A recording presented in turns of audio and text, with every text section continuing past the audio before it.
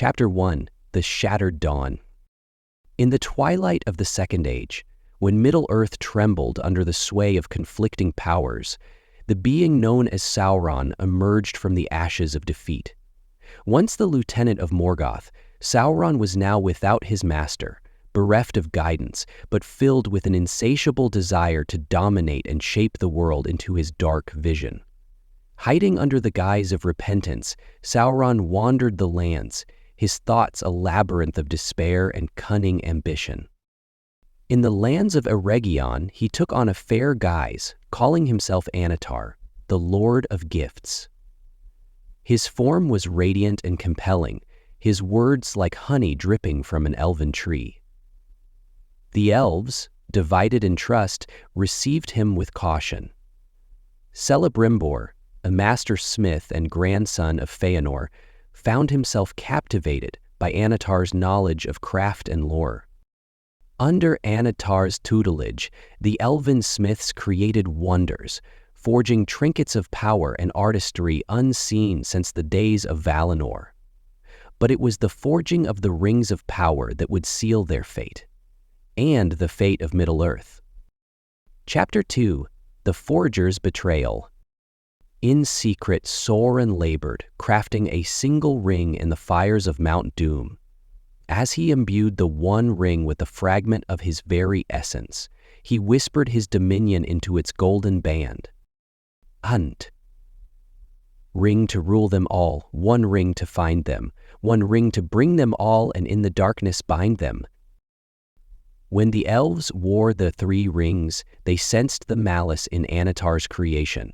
Horrified, Celebrimbor sought to hide the three rings, gifting them to wise and powerful guardians.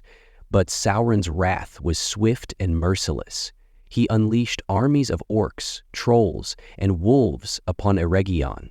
The land burned, and Celebrimbor fell, refusing to reveal the whereabouts of the three.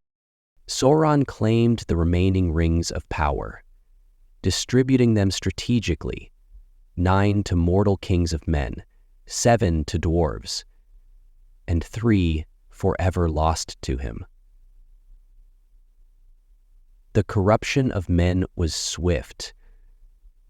Their desire for power rendered them his thralls. The dwarves, resilient, proved harder to control. But their greed was stoked, leading them to hoard wealth and delve too deeply into the earth. Chapter 3: The Shadow Lengthens. With the 9 rings corrupting their bearers, Sauron created the Nazgul, the Ringwraiths, spectral servants bound eternally to his will. They became his enforcers, spreading terror across the realms of men. The kingdoms of men faltered, while dwarfs hid in their mountain halls, and the elves retreated to their sanctuaries ever watchful. Yet, resistance grew. From Númenor, the mighty seafaring kingdom, arose a threat Sauron did not anticipate. King Ar-Pharazôn, driven by arrogance, sought to challenge the Dark Lord himself. Sauron, cunning as ever, allowed himself to be taken prisoner, weaving his influence into the heart of Númenor. Whisper by whisper, he led the Númenorians to defy the Valar and seek immortality, bringing about their doom as the island was swallowed by the sea. Chapter 4: The War of the Last Alliance. Surviving the fall of Númenor, Sauron returned to Middle-earth, his form now hideous and terrible. He donned the One Ring once more, gathering his forces to dominate the free peoples. His armies swept across the land, but a coalition of elves and men, led by Gil-galad and Elendil, formed the Last Alliance. The War of the Last Alliance culminated in the Siege of Barad-dûr. For 7 years, the combined forces fought Sauron's legions. In the final battle, Gil-galad and Elendil fell, but Isildur, son of Elendil, took up his father's broken sword, Narsil. With it, he severed the One Ring from Sauron's hand, banishing his physical form. Yet Isildur's heart was weak. Refusing to destroy the ring in the fires of Mount Doom, he kept it, claiming it as an heirloom.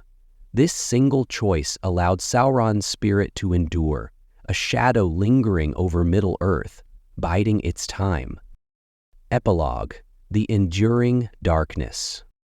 Though diminished, Sauron was not defeated. He retreated, a formless malevolence plotting his return.